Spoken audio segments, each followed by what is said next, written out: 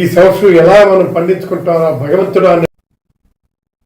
విజయనగరం జిల్లా గజపతి నగరంలో వైసీపీ కార్యాలయంలో జరిగిన సమావేశంలో మాజీ ఎమ్మెల్యే బొత్స నరసయ్య అమరావతి రాజధాని అంశంపై వివాదాస్పద వ్యాఖ్యలు చేశారు.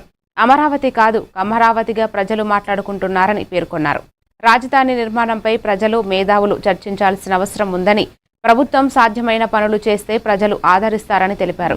రాష్ట్రం మొత్తం అభివృద్ధి చెందాలనేదే వైసీపీ నాయకుడు జగన్మోహన్ రెడ్డి లక్ష్యమని ఆయన తెలిపారు. అమరావతి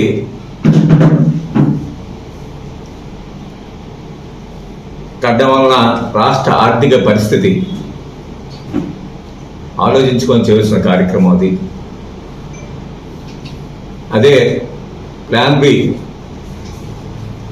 మచిలీపట్నం, విజయవాడ, గుంటూరు సిటీలను అనుసంధానం చేస్తే, అదే మావుగన్ అనుసంధానం చేసినట్లయితే తక్కువ డబ్బుతో ఒక 20,000 కోట్ల రూపాయలతోనే ఒక మంచి రాజధాని మనం కట్టుకోగలం అని చెప్పేసి ఏదైతే ఆయన చెప్పిన మాట ఆ రోజు నుంచి ఈరోజు రాష్ట్రంలో తెలుగుదేశం పార్టీ నాయకులు గుండెల్లో ప్రకంపనలు స్టార్ట్ అయ్యాయి. అందుకే ఆయన ఇచ్చిన ప్లాన్ బి ఏదైతే ఉందో దాన్ని చూసి తెలుగుదేశం పార్టీ నాయకులు పోల్చుకోలేకపోతున్నారు. ఈరోజు ప్రిసియేషన్తో ఏది మాట్లాడుతున్నారో తెలియని అర్థం పర్థం మాటలు ఈరోజు మాట్లాడుతున్నారు.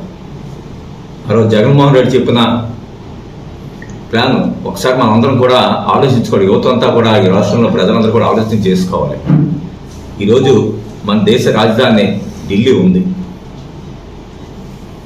ఢిల్లీ కంటే ఈరోజు బాంబే అభివృద్ధి చెందిన రాష్ట్రం.